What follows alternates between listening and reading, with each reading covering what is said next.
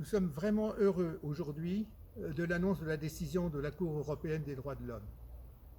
La Cour européenne des droits de l'homme a condamné l'État français et donné raison aux militants injustement condamnés par les tribunaux en France. Elle a réaffirmé que l'appel au boycott est parfaitement légitime lorsqu'il est dirigé contre un État et contre sa politique.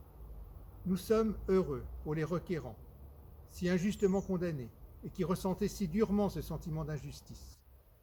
Nous sommes heureux pour le mouvement de solidarité avec la Palestine et pour notre organisation qui n'a pas ménagé ses efforts en soutenant dès le début le recours devant la Cour européenne des droits de l'homme. Heureux pour nos conseils, Maître Antoine Comte et Maître Grégory Tuan, qui ont été remarquablement persévérants et efficaces et avec qui nous avons travaillé en toute confiance. Heureux pour tous nos militants qui se dépensent sans compter sur le terrain.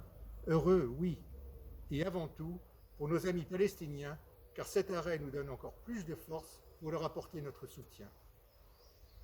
Nous avons gagné. La liberté d'expression et d'action citoyenne a gagné. Le soutien aux droits des Palestiniens a remporté aujourd'hui une grande victoire.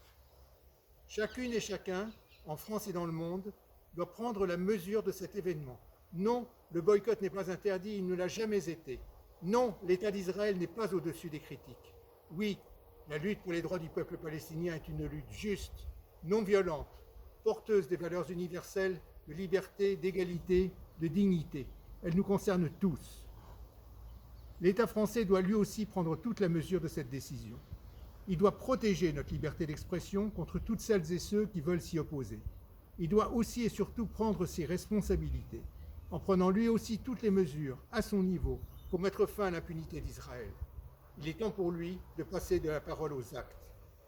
C'est une nouvelle dynamique qui peut voir le jour. Elle doit être porteuse d'espoir, celui d'une mobilisation sans crainte et toujours plus forte, celui de voir les droits des Palestiniens enfin respectés, celui d'un monde plus juste et respectueux du droit.